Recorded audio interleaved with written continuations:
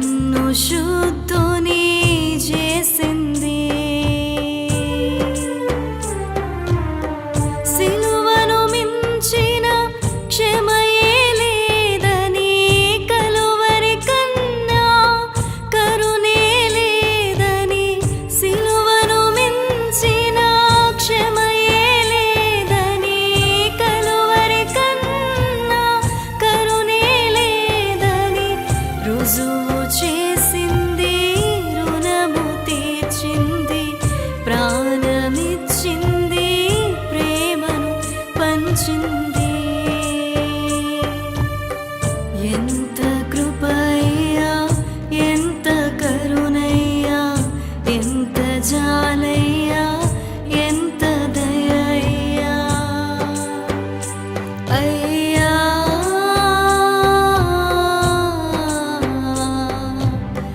యేసయ్యా నా యేసయ్యా అయ్యా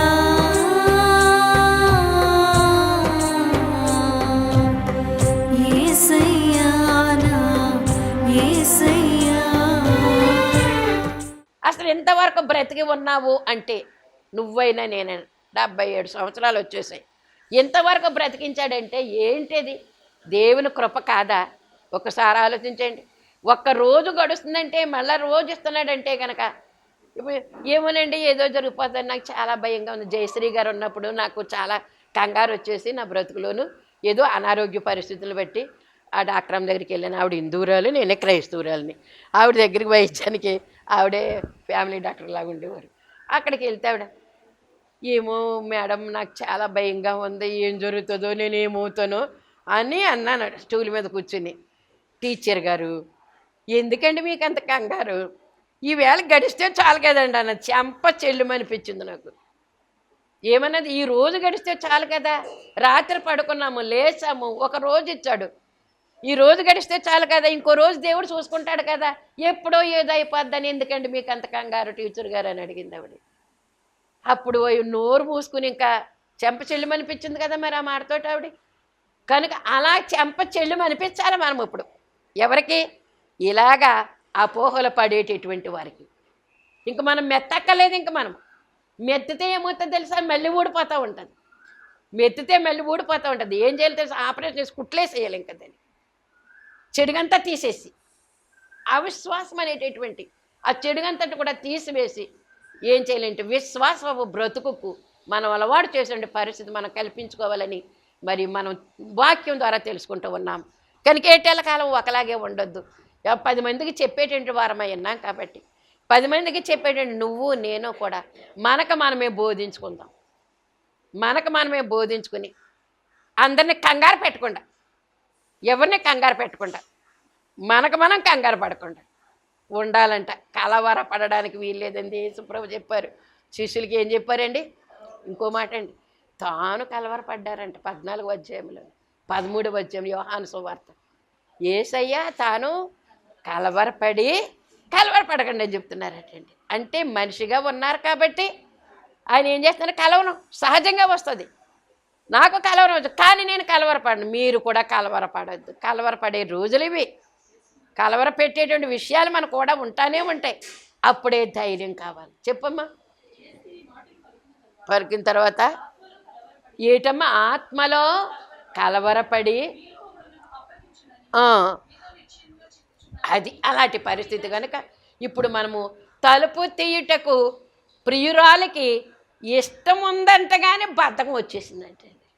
ఇష్టమేనంట తలుపు తీయడం, ఆయనంటే ఇష్టమేనంట. కానీ ఏం చేయలేకపోతుంది? లేచి అలాగెళ్ళి గుళ్ళం తీయలేకపోతుంది అనమాట. అది ఆవిడ యొక్క సమస్య. కనుక ఈ బద్ధకము అనేటటువంటి దానికి ఆయనకి తెలుసు ఈమెకి ఆశ ఉందని. చూసారా ఎంత గొప్ప దేవుడో!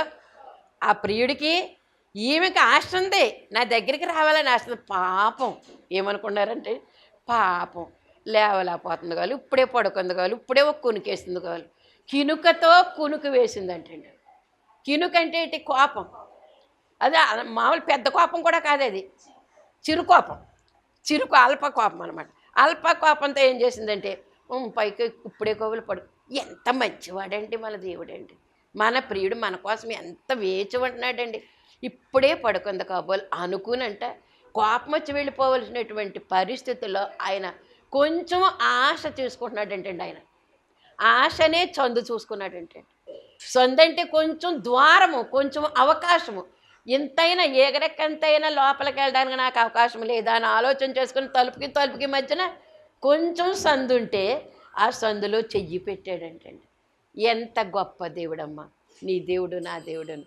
కనుక మనం ఎంత కునిక వహించినప్పటికీ కూడా, కోపం వచ్చిన, చిరు కోపాలు వచ్చిన, పెద్ద కోపాలు వచ్చినప్పుడు కూడా మన దగ్గరికి ఆయన అలా వస్తూనే ఉన్నాడు, మనల్ని సేద తీరుస్తూనే ఉన్నాడు.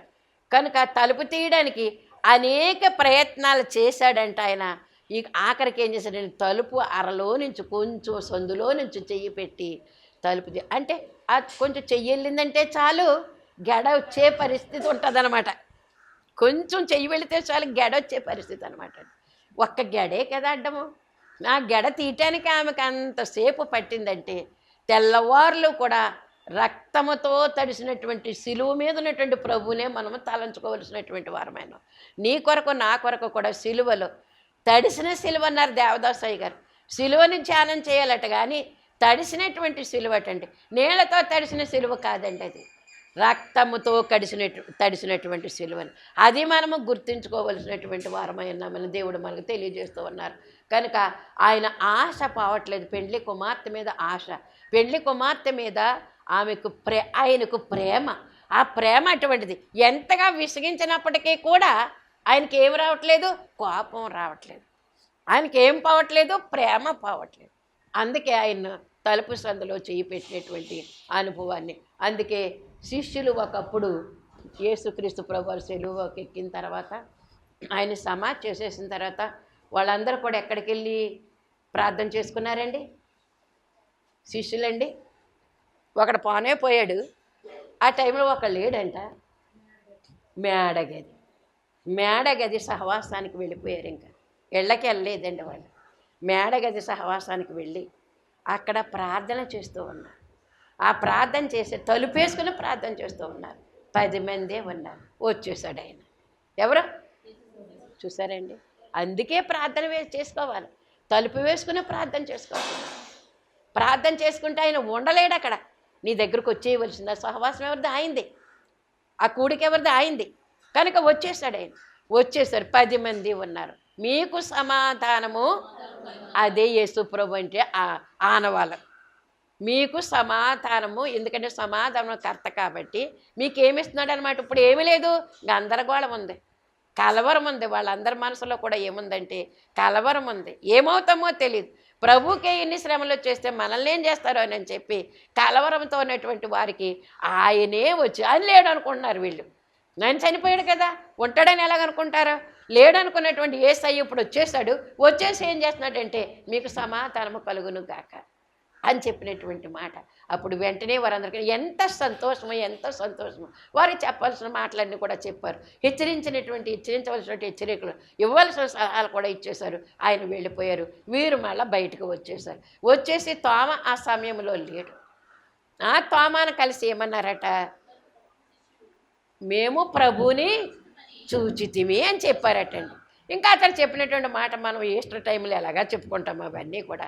కానంటే ఏంటంటే ఇప్పుడు అతడేమన్నాడంట, మీరు గనక వెర్రివాళ్ళు అయిపోయి వదిలేశారు ప్రభుని. నేనైతే కనుక ఏం చేద్దునో తెలుసా? ఆ పచ్చి గాయములలో ఏలు పెట్టి చూసి నిర్ధారించుకుందును నేను కరెక్ట్ యేసు ప్రభువేనని.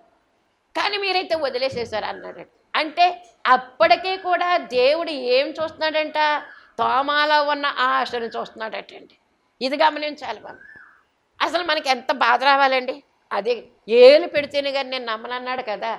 వాడు నేను ఎంత చేస్తే, ఇంత ఎదర్నిస్తే వాడు నన్ను ఎలాగంటాడా, ఎంత అవమానిస్తాడా నన్ను అని ప్రభుకి ఏం రావాలి? కోపం రావాలి, బాధ రావాలి. ఆశను చూసాడండి. ఏలెట్టడానికైనా దగ్గరికి వస్తాడు కదా. చూడండి, రేగగొట్టడానికి, దీన్ని ఏం చేయడానికి, ఇప్పుడు రేపడానికి, గాయము రేపడానికైనా నా దగ్గరకు వస్తాడు కదా. ఎలాగైతే ఆశ ఉంది కదా, ఆ ఆశనే చూసాడటండి దేవుడు. అంత గొప్ప దేవుడు. విడిచిపెట్టడమ్మా మనల్ని, ఎవరిని కూడా విడిచిపెట్టడం. ఎంత ప్రేమన్నా విడిచిపెట్టడో, ఇంత ఆశ ఉన్నా విడిచిపెట్టడం దేవుడు. నిన్ను విడిచిపెట్టాడని నువ్వు అనుకోవద్దు. నువ్వు అసలు నిన్ను విడిచిపెట్టాడు నువ్వు అనుకోవద్దు. కనుక ఎటువంటి పరిస్థితుల్లో నుంచి ఇంతవరకు నడిపించుకొచ్చాడు దేవుడు మనల్ని. విడిచిపెట్టే దేవుడైతే ఇంతవరకు రానిస్తాడా? ఎప్పుడో అయిపోదు మనము. అందుకే ప్రభు యొక్క ప్రేమను గమనించవలసినటువంటి వారమై ఉన్నాం. అందుకే ఏం చేశారంటే తోమ ఉన్నప్పుడు ఏం చేశాడు? తోమ ఏం చేశాడంటే టెస్ట్ చేయడానికి వచ్చాడు, ఏలేటి కలగడానికి వచ్చాడు. ఇప్పుడు ఎలాగొచ్చాడు? వచ్చాడు కదా ఏంటి అని నిజంగా పశ్చాత్తాపంతో వచ్చాడు ఏంటి అంటా. మనమైతే గనక మన శత్రువు ఎవరైనా మన దగ్గరికి వస్తున్నాడని మనకు తెలిస్తే అది నిజంగా పశ్చాత్తాపంతో వచ్చాడు ఏంటి? ఏదో మన వాళ్ళని మేలు కోరి వచ్చాడు వాడు, వస్తాడన్నాడు వాడు అంటాను తప్ప దాన్ని పాజిటివ్గా తీసుకోలేము. మన మనసులో అటువంటి పాజిటివ్గా తీసుకోలేమండి. మనం పాజిటివ్గా తీసుకునేటువంటి మనసు దేవుని దగ్గర ఉంది. ఆ మనసే మనకు కూడా కావలసినటువంటి మనసు అని మనం అర్థం చేసుకోవాల్సినటువంటి వారమని వచ్చారు. తోమా ఇదిగో చూడు, ఎంత సహనం కావాలండి. అప్పుడైనా తిట్టాలండి. ఏమని తిట్టాలి? నీది ఈ చేతులు ఎల్లెట్టేస్తాను కానీ చూడండి నమ్మలన్నా వంట కదా, రారా ఇదిగో అనాలి. తోమా ఇదిగో నా చేతిలో గాయములో వేలు పెట్టి చూడు అని ఎంత. అప్పుడు వెంటనే అతనికి ఏమొచ్చేసిందంటే పశ్చాత్తాపం వచ్చేసింది. అతనికి పశ్చాత్తాపం. అందుకే మన కోపం వచ్చినప్పుడు ఏంటండి ఒక మాట మన కసి తీర ఓ మాట అనేస్తాం ఎదుటి మనిషిని. కసి తీరుతుంది ఎవరికి? మనకి కసి తీరుతుంది. ఒక మాట అనటం వల్ల కసి తీరుతుంది. కానీ ఆత్మ గుచ్చుకుంటుంది, ఆ ఆత్మ గాయమవుతుంది. ఆ ఆత్మ గాయమైపోయి రక్షణలోకి వచ్చేటటువంటి వ్యక్తి అయితే గనక రక్షణ పొందలేడు వాడు. ఇప్పుడు మనకు గాయమైనా కూడా ఏం చేయాలటండి? ఆత్మరక్షణ కోసమే చూడాలంట మనం. ఆ ఆత్మకు గాయం కలగకుండా ఆత్మను రక్షించుకోవడానికే మనం ప్రయత్నం చేయాలి తప్ప నాకు గాయం చేసాడు కాబట్టి నేను కూడా గాయం చేయలేనేటువంటి మాట మనము అనుకోవడానికి వీలు లేదని దేవుడు మనకు సెలవిస్తూ ఉన్నారు. ఎంత గాయపెట్టినటువంటి కిలకడం అంటే మాటలండి, వేలు పెట్టడం మాటల. పెట్టలేదనుకోండి, నిజంగా పెట్టడానికే చెయ్యి ఇచ్చేసాడు ఆయన. అప్పుడు నా ప్రభువా నా దేవా నేను ఎంత పొరపాటు చేశానయ్యా, నమ్మలేకపోయానయ్యా, ఎంత పొరపాటు చేశాను. ఇప్పుడు ఏంటనమాట అండి తలుపు సందు అంటండి. అది ఏ తలుపు సందు? తోమాలోకి కూడా వీలు కాని పరిస్థితుల్లో కూడా వీలు చేసుకుని తోమాను కూడా తన కోసం ఏర్పాటు చేసుకోగలిగాడు. ఇప్పుడు తోమ ఏం చేశాడు? ఆ యొక్క పాలస్తీనా దేశం నుంచి ఎక్కడికి వచ్చాడు? ఒటావుటిని భారతదేశం వచ్చేసాడు. ఇక్కడ ఎంతమందిని రక్షించగలిగాడు. నిజంగా కోపగిస్తే గనక తోమ రక్షించబడునా? తోమ దొక్కున యేసుక్రీస్తు ప్రభు వారికి మనలో కూడా ఎంతంత కోపాలు తాపాలు ఎన్నెన్ని ఉంటున్నాయో. కోపతాపాలతో పిల్లలను చూడలేదు, భర్తను చూడలేదు, ఇంట్లో వాళ్ళని చూడలేదు, బయట వాళ్ళని చూడలేదు, ఎవరిని చూడలేదు కోపతాపాలతోటి. కనుక ఇలాంటి కోపతాపాలతో ఉంటే ఇంకా ప్రభు యొక్క సమాధానం మన యొక్క హృదయాల్లో ఎలాగుంటుంది, మన యొక్క నివాసాల్లో ఎలాగుంటుంది ఒక్కసారి ఆలోచన చేసుకుందాం. కనుక మరి ప్రభు యొక్క మాటలు దేవదాసయ్య గారు చెప్పినటువంటి మాటలని మీకు నేను తెలియజేస్తూ ఉన్నాను. కనుక ఆశ ఉంది కనుక ప్రభుకి ఆశ ఉంది, తోమగారికి ఆశ ఉంది. ఒకసారి ఆలోచించండి. అందుకు ఆ ఆశను చూసి ఆయన దూరగలిగేటండి. ప్రియురాలు యొక్క ఆశను చూస్తున్నాడు అనేటటువంటి మాట మనం అర్థం చేసుకోవాలి. ఎవరా ప్రియురాలు? నువ్వే ఆ ప్రియురాలు, నేనే ఆ ప్రియురాలు. కనుక ప్రియురాలు యొక్క ఆశ చూస్తున్నాడంటే నీకు ఆశ ఉంటే కనుక ప్రార్థన రావాలని, ప్రార్థన చేసుకోవాలని, ఈ పని చేసుకొని ఆశ ఉంటే కనుక ఆయన తప్పనిసరిగా నీకు ఏం చేస్తున్నాడో తెలుసా? చెప్పండి. సహాయం చేస్తున్నాడు. కనుక ఇలాంటి ఈ మాటలు మనం పుచ్చుకొని బలం పొందుకోవలసినటువంటి వారమై ఉన్నాం. కనుక ఈ విధముగా అవిశ్వాసివి కాక విశ్వాసివై ఉండవు. మనకేమొచ్చేసింది? ఇప్పుడు అవిశ్వాసం వచ్చేసింది. అవిశ్వాసమే కాక విశ్వాసమై ఉండవు. ఇంకో మాట చెప్పారు అక్కడ, చూసి నమ్మిన వారి కంటే చూడక నమ్మిన వారు ధన్యులు. మనం ఎంత ధన్యులమై ఆ ప్రభువుని మనం చూడకుండానే మరి బైబిల్ చెప్పిన మాటను బట్టి, మనకు పాస్టర్లు చెప్పిన మాటలను బట్టి యేసు ప్రభు నిజమైన దేవుడు అని నమ్మేసాము. నమ్మేసిన ప్రకారంగా మనం జీవిస్తూ ఉన్నాము. కనుక చూసి నమ్మిన వారి కంటే కూడా చూడక నమ్ముతున్నటువంటి మనకి ఎంత ధన్యత. ఈ రకంగా దేవుడు మనకి కొన్ని విషయాలు తెలియజేస్తూ ఉన్నాడు అనమాట. అలాగే తోమాను గురించినటువంటి ఆశ అన్నారే మనము. అలాగే సాధు సుందర సింగ్ గారి గురించి కూడా ఒక మాట చెప్పుకోవాలట మనం. ఏమనంటే స్టెఫను గురించి కూడా ఒక మాట చెప్పుకోవాలంట. ఎక్కడుంది స్టెఫను యొక్క మాట? అపొస్తలుల కార్యములు 6వ అధ్యాయములో స్టెఫను గారి గురించి ఆయన్ని రాళ్లతో కొట్టడానికి ఏర్పాటు చేసేసారండి. పారిపోయాడండి ఆయన. ఒకసారి చూడండి ఆయన మండిపడి ఏంటి ప్రభు యొక్క మాటలు చెప్తుంటే వాళ్ళు ఏం చేశారంటే మండిపడ్డారండి. దేవుని యొక్క మాటలు చెప్పేవాళ్ళని చూస్తే మండిపోతున్నారు. ఇప్పుడు అదే కదా జరుగుతున్న చరిత్ర. ప్రవీణ్ గారి యొక్క విషయం ఏమైంది? దేవుని మాటలు చెప్పేయండి ఆయనే కదా. ఏంటి ఎవరికి వస్తుంది మంట? ఇష్టం లేనిటువంటి వారికి మంట వచ్చేసి మంట పెట్టేస్తున్నారు అంతే. వాళ్ళలో ఉన్న మంట మండబెట్టేస్తూ ఉంది, మనుషుల్ని పరిశుద్ధుల్ని మండబెట్టేస్తూ ఉంది అని మనం అర్థం చేసుకోవాల్సినటువంటి వారమైన. కనుక ఇక్కడ కూడా వారు మండి పడిపోయారటండి. దేవుని మాటలు చెప్తుంటే స్టెఫెన్ గారి మీద ఏం చేశారంటే మండి పడిపోయారటండి. మండిపడి పళ్ళు కొరికారండి. ఈయన ఎప్పుడు తీసేద్దామా, ఎప్పుడు లేకుండా చేద్దామా అని. ఎంత కసి వచ్చేసిందో చూడండి వాళ్ళకి. ఏం చేశాడని, ఎవరిది ఎత్తుకొచ్చాడని, ఎవరిది దొంగిలించాడని, ఎవరి పిల్లని పాడు చేశాడని, ఎవరింటిని తీసేసుకున్నాడని, ఎవరాస్తి అన్యాయంగా వేసేసుకున్నాడని ఈ స్టెఫెన్ గారిని అంత కష్టపెట్టేసేవలసిన పనేంటి, అంత పళ్ళు కొరుక్కోవలసినటువంటి పనేంటి, అంత కసి ఏంటి వారికి, అంత మంట ఎందుకు పుట్టాలి? మంచితనం చేస్తున్నందుకే. యోసేపు గారికి కూడా ఏమొచ్చింది తెలుసా అండి? యోసేపు గారు 12 మంది కొడుకుల్లో, యాకోబు గారి యొక్క కొడుకుల్లో యోసేపు గారు మంచితనంగా ఉంటున్నాడని, తండ్రికి మంచి విషయాలు చెప్తున్నాడని, దుర్మార్గులు చేసే పనులు దుర్మార్గులుగా చెప్తున్నాడని వాళ్ళకి కసి వచ్చేస్తున్నాడు. లేకుండా చెయ్యాలనుకున్నారని ఆ చరిత్ర అంతా కూడా మనకు తెలుసు. మండిపడి ఏం చేశారంటే చంపడానికి రాళ్లతో కొట్టడానికి స్టెఫెన్ గారిని. ఆయనకి ఏముందటండి ఆశ? క్రీస్తు ప్రభు నాలో ఉన్నారు కాబట్టి వీరందరికీ కూడా ఏ పాపం అంటడానికి వీల్లేదని ఏం జ్ఞాపకం చేసుకున్నాడట ఆయన? శిలువ మీద పలికినటువంటి మొట్టమొదటి పలుకు మొట్టమొదటి మాట జ్ఞాపకం చేసుకున్నాడటండి. ఎవరమ్మా? స్టెఫెన్ గారు. స్టెఫెన్ గారు జ్ఞాపకం చేసుకున్నారు. ఏమని జ్ఞాపకం చేసుకున్నారు? తండ్రి వీరేమి చేస్తున్నారో వీరెరుగరు గనక వీరిని క్షమించు. ఆ మాట కూడా మనము కూడా మన జీవితాల్లో జ్ఞాపకం చేసుకోవాలి. మనం జ్ఞాపకం చేసుకుంటేనే ఇతరులకు మనం బోధించగలుగుతాం. కనుక ఇతరులకు బోధిస్తున్నామంటే తప్పనిసరి మాటలు కూడా మనం ఏం చేయాలంటే జ్ఞాపకం చేసుకోవాలి. జ్ఞాపకం చేసుకోవాలి. మనం బోధిస్తున్నామంటే కనుక ప్రభు యొక్క మాటలు మనం స్టెఫెన్ గారు జ్ఞాపకం చేసుకున్నారట. అప్పుడు వీళ్ళు రాళ్ళతో కొడుతున్నారు, ప్రభువా ఈ పాపం వీరి మీద నిలిచి ఉండడానికి వీళ్ళు లేదు అని ప్రభువుని అడుగుతున్నారట. ఎంత ఆశ అంటే దేవుడి మీద ఆశ ఈయనకుంది. ఎవరి మీద ఆశ ఉంది? స్టెఫెన్ గారికి క్రీస్తు ప్రభు వారి మీద ఆశ ఉంది. క్రీస్తు ప్రభు వారు చెప్పినటువంటి మాటల మీద ఆశ ఉంది. ఆ ఆశే సొందు అనమాట అండి. అవకాశం అని అర్థం. సొందు అంటే ఏంటి? మనం మాట్లాడడానికి కొంచెం సందు కూడా ఇవ్వలేదండి బాబు, నేను తిరిగి సమాధానం చెప్తాం అనుకున్న సందు ఇవ్వలేదండి నాకు అంటాను చూడండి. మనం తిరిగి మాట్లాడనివ్వలేదు, కొంచెం సందు కూడా ఇవ్వలేదంటే వీలు ఇవ్వలేదు, నాకు అవకాశం ఇవ్వలేదు నాకు అనే మాట అన్నమాట ఇది. మనం కనుక ఇక్కడ మనం ఆలోచన చేయవలసింది ఏంటంటే స్టెఫెన్ గారిని ఒకసారి జ్ఞాపకం చేసుకోవాలి. అలాగే పౌలు గారిని కూడా జ్ఞాపకం చేసుకోవాలి. ఎందుకో తెలుసా? పౌలు గారిని జ్ఞాపకం చేసుకోవడానికి చంపడానికి సమ్మతించాడంట. ఎవరిని చంపడానికి? స్టెఫెన్ చంపడానికి సౌలు గారు సహకరించాడు, ఇష్టపడ్డాడు, సమ్మతించాడు. అతని వస్త్రముల దగ్గర అతని కాపలా కూడా ఉన్నాడట.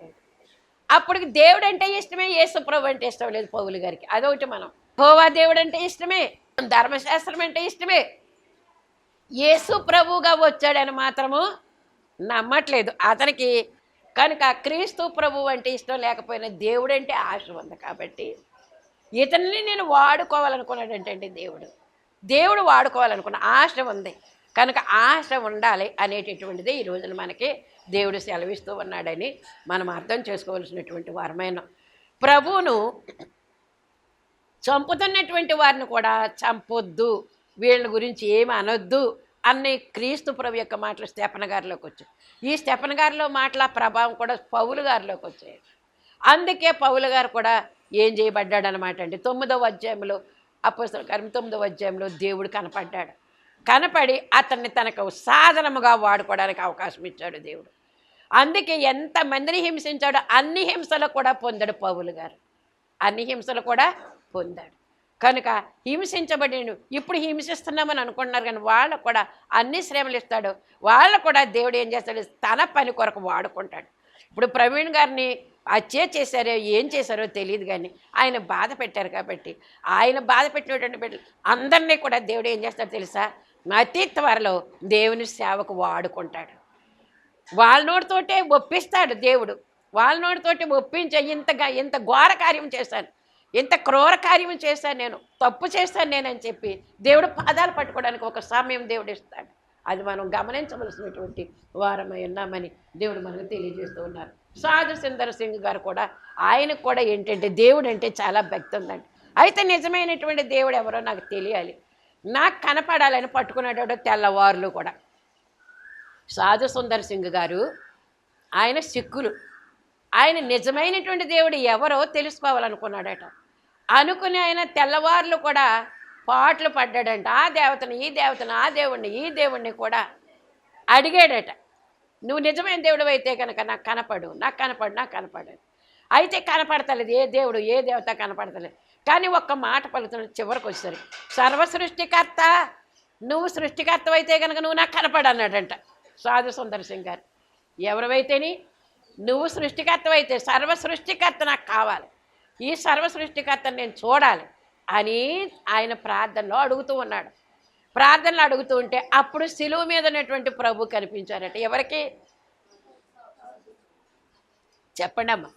సాధు సుందర్ సింగ్ గారికి ఎప్పుడైతే కనిపించారో, కనిపించినటువంటి ఆ యేసుక్రీస్తు ప్రభు అని అంటున్నాడట, నిన్ను కదే నేను పిలుస్తా, నిన్ను నేను పిలవలేదు, ఎందుకు వచ్చావు నా దగ్గరికి? సర్వసృష్టికర్త కనపడన్నావు కదా, సర్వసృష్టికర్తనే నేనే, భూమి ఆకాశం కలుగు చేసిన వాడిని నేనే కనుక అందుకు నీ దగ్గర కనపడ. అప్పుడు వెంటనే తల వంచి పాదాలు పట్టుకుని ఆ రోజు మొదలుకొని ఆయన మరలా ఇలా హిమాలయ పర్వతాలు ఉన్నారని చెప్తున్నారు. మరి ఇంతవరకు కూడా ఆయనలో నుంచి యేసు ప్రభు బయటకు పోలేదట. కనుక ఆయనకి ఏముంది? ఆశ అనే సొంద ఉంది. ఆ సొంద అనేటంటే దేవుడు ఎవరో చూడాలని. జక్కయ్యకి కూడా ఏముందండి? ఏసెవరో చూడాలని. లోకాస్వార్త 19 అధ్యాయం. ఏసు ఎవరో ఎలాగుంటాడు, ఎన్నో అద్భుతాలు చేస్తున్నారని చెప్తున్నారు. ఆయన రంగు ఎలాగుందో, ఆయన ఎత్తు ఎలాగుందో, ఆయన ప్రభావం ఎలాగుందో చూడాలని ఆశపడ్డాడు. ఆశ తీర్చడా లేదా దేవుడు?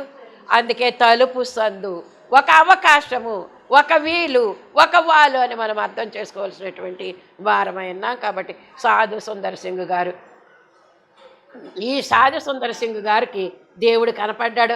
ఈ దైవ ధ్యానము వలన కనపడ్డాడు. ఎవరో కనపడిన ఆయన అన్నారు కదా, అందుకని ఆయన కనపడ్డాడు. ఆయన వాడుకున్నాడు. ఆయన ఏం చేశారు తెలుసా అండి? ఆయన కాళ్ళకి చెప్పులు లేకుండా కాషాయ వస్త్రాలతో ఆ హిమాలయ పర్వత టిబెట్ ప్రాంతము, హిమాలయ పర్వత ప్రదేశము, ఆ ప్రాంతాలన్నీ కూడా పంజాబ్ రాష్ట్రం, మన రాష్ట్రానికి కూడా వచ్చారని చెప్పారు. మరి దేవదాసయ్య గారి యొక్క రచనల్లో ఉన్నాయండి. మన ఆంధ్ర రాష్ట్రానికి కూడా సాధు సుందర్ సింగ్ గారు వచ్చారని, ఆయన బోధలు చేశారని కూడా మనం అర్థం చేసుకోవాల్సినటువంటి వారు. కైలాస ఋషి గారు కూడా వచ్చారటండి మన ఆంధ్రప్రదేశ్ కూడా. కైలాస ఋషి గారు కూడా ఇప్పుడు కైలాస ఋషి గారు హిమాలయ పర్వత ప్రాంతాల్లో ఉన్నారటండి. ఇంచుమించు 2000 మంది అక్కడ ఋషీశ్వరులు సృష్టి నిమిత్తం విడుదల కోసం ప్రార్థనలు చేస్తూనే ఉన్నారట. ఇప్పుడు ఆ యొక్క గుంపులోనే సాధు సుందర్ సింగ్ గారు కూడా ఉన్నారని రచనలు చెప్తూ ఉన్నాయి. ఆయన బోధించినటువంటి బోధలు మామూలు బోధలు కాదండి. ప్రభుపాద సన్నిధి అనేటటువంటి పుస్తకాన్ని ఆయన 3 భాగాలుగా రాస్తారు. ఎన్ని భాగాలు నాకు తెలియదు, నాకు 3 భాగాలు తెలుసు. ఆ పుస్తకాలు కొనుక్కున్నాను, ఆ పుస్తకాలు చదువుకున్నాను, ఆ పుస్తకాలు బోధించాను కూడా.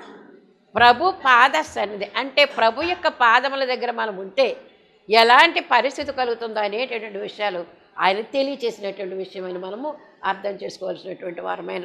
కనుక ఇప్పుడు తోమా గారిని బట్టి కానీ, స్టెఫెన్ బట్టి కానీ, ఇంకా పౌలు గారిని బట్టి కానీ, ఈ సాధు సుందర్ సింగ్ గారు, కైలాస మహర్షి గారిని బట్టి వీళ్ళందరిలో కూడా ఏముందంటే కొంచెము సందు. ఏ సందు ఇచ్చారటండి? ఆశ అనే సందు ఇచ్చారండి. దేవుడు ఎవరో చూడాలనేటువంటి జక్కయ్య గారి విషయంలో కూడా. కనుక లూదియా అనేటటువంటి తుయతైర పట్టణస్తురాలు, ఆమె చాలా ధనవంతురాలు, సంపన్నురాలు. ఆవిడ ఓదారంగు పొడి అమ్మేదట. ఆవిడ దేవుడంటే ఎవరో తెలుసుకోవాలని పేతురు గారు చేసిన ప్రసంగానికి, పౌలు గారు చేసిన ప్రసంగానికి ఆమె ఏం చేసింది? తలుపు, హృదయం అనే తలుపు తెరిచిందటండి. తలుపు సందు ఇచ్చింది ఆవిడ. ఆ సందు తెరిచింది. ఆ సందులో ప్రభు ప్రవేశించేశారు. ప్రవేశించేసి ఏం చేశారంటే ఆమెను కుటుంబాన్ని, ఆమెకు ఎవరెవరైతే ఉన్నారో బంధుమిత్రులందరినీ కూడా దేవునిలోనికి నడిపించి వీళ్ళు వెళ్ళినప్పుడల్లా కూడా వారింట్లో సహవాసం చేస్తూ కూటం పెడుతూ దేవుని యొక్క సువార్త అక్కడ ప్రకటన చేయబడుతూ ఉండేది. తలుపు సందు అవసరమైనది. కొంచెం ఆశ నీలో ఉంటే కనుక దేవుడు ఈ చెయ్యి పెట్టి నిన్ను దగ్గరికి లాక్కుంటాడు. నీ హృదయాన్ని తన హృదయాన్ని దగ్గరికి చేర్చుకుంటాడు. ఆశ ఉండాలి. ఆశ లేకపోతే కనుక ఎన్నో ఆటంకాలు వస్తాయి, రాకుండా ఉండవు మనకి. ఆటంకాలు వచ్చినప్పుడల్లా కూడా మాటి మాటికి మంచి పనికి ఏమొస్తాయన్నమాట అండి, ఆటంకాలు వస్తూ ఉంటాయి. ఆటంకాలు వచ్చేయని వెనకంజ వేయడానికి వీల్లేదు. ఆటంకాలను తొలగించుకుంటూ మనం ముందుకు సాగిపోవలసినటువంటి వారమై ఉన్నామని దేవుడు దైవ ధ్యానం వలన ఇవన్నీ కూడా సాధ్యమవుతున్నాయని మనం అర్థం చేసుకోవాలి. దేనివల్ల అండి? ఆ దేవుని యొక్క హస్తం మనలోకి రావాలంటే తలుపు సందులోకి రావాలి. అంటే ఏంటి? తలుపు సందు అంటే హృదయం అనేటటువంటి ఈ లోపల భాగంలోకి ఆయన యొక్క హస్తం రావాలి, ఆయన వాక్యం రావాలి, ఆయన వాగ్దానం రావాలి, ఆయన యొక్క సన్నిధి రావాలి. అది మనం గుర్తుంచుకోవలసినటువంటిది. కనుక అటువంటి సందు మనము ఆయనకి ఇవ్వవలసినటువంటి వారమై ఉన్నామని దేవుడు ఈ రోజున మనకు తెలియజేస్తూ ఉన్నారు. కనుక ఈ స్తెఫనులో ఉన్నటువంటి ఆ యొక్క ఆశ మామూలు ఆశ కాదంటే, స్తెఫనులో ఉండేటటువంటి మరి ఆయన ధైర్యము, ఆయన ప్రకాశత, ఆయన నోటి వాక్కు ప్రభావంతో వచ్చేసిందంటండి ఆయనకి. అలా రాకపోతే ఆయన ఇవ్వగలరండి? ఆయన చంపేయండి అంటాడా? గుండెలు చూపించగలుగుతాడా? చూపించలేడు. ఆయన యొక్క ధైర్యం ఆయనలోకి వచ్చేసిందట. ఆయన యొక్క విజయము ప్రకాశం కూడా ఆయనలోకి వచ్చేసిందట. వచ్చిన ఇవన్నీ కూడా ఆయనకి జయాన్ని ఇచ్చాయి. ఆయన ఒక్క మనిషి పాతి పెట్టబడ్డాడు, కోట్ల మంది ప్రజలు వచ్చేసారు. కనుక ఒక్క విత్తనం భూమిలో పడితే ఎన్నో విత్తనాలు వస్తున్నాయి, ఎన్నో కాయలు వస్తున్నాయి మనకి. కనుక అందుకే దేవుని నిమిత్తము మనము చంపబడవలసినటువంటి వారమైన, చావవలసినటువంటి వారమైన, భూమిలో పడినటువంటి గోధుమ గింజ చచ్చితేనే అది పంటనిస్తుంది. కనుక ఇలాంటి వారు ఎంతమందిని మట్టు పెట్టినప్పుడు కూడా అన్ని వేల మంది, అన్ని కోట్ల మంది ప్రజలు దేవుడు ఇస్తాడనమాట. మరి యేసు ఆది అపోస్తలుల దగ్గర నుంచి చంపడం మొదలుపెట్టారు, క్రైస్తత్వం లేకుండా చెయ్యాలని. ఆగిపోయిందా? అణిగిపోయిందా? ప్రవాహము పర్వతం ఎత్తయి ఉంటే ప్రవాహం వెళ్తుందటండి. అంతెత్తు ప్రవాహం వెళ్ళకపోయినా ఏం చేద్దాం, పక్కబడైనా సరే ప్రవహించి వెళ్ళిపోతుందండి. అలాగే దేవుని యొక్క సువార్త అలాగే వెళుతూ ఉంది. కనుక అటువంటి కృప దేవుడు ఇచ్చి తలుపు సందు లాంటి అవకాశం ఇది ఇప్పుడు మనం నేర్చుకోవాల్సిందే. కొంచెం అవకాశం ఇవ్వాలి దేవునికి. ఆయన వచ్చి మనలో ప్రవేశించి అనేక కార్యాలు మన కుటుంబాల్లో, మన వ్యక్తిగతంగా, మన సంఘపరంగా అనేక కార్యాలు చేస్తాడని మనం నమ్మవలసినటువంటి వారమని దేవుడి మాటలను దీవించును గాక. ఆమేన్. ప్రభువా నీకు వందనాలు, స్తుతులు, కృతజ్ఞత. తలుపు సందులో చెయ్యి పెట్టి నాయన ప్రియురాలు తీయకపోయినప్పుడు కూడా ప్రియురాల మీద ఉండేటువంటి ఆ యొక్క ప్రేమను బట్టి ప్రియురాలకు కూడా ప్రేమ ఉందని గమనించావు కాబట్టి తలుపు సందులో చెయ్యి పెట్టి ఆమెకు గెడ తీసుకునేటటువంటి అవకాశం ఇచ్చినందుకు నీకు వందనాలు. దగ్గరకు చేరినందుకు నీకు వందనాలు. అలాగే మా దగ్గర కూడా ఆ విధంగా చేరి నీ రూపలావణ్యంలోనికి మమ్మల్ని నడిపించుకొని మహిమ పొందమని యేసు నామమున అడుగుచున్నాను పరమ తండ్రి. ఆమేన్. మరణాత.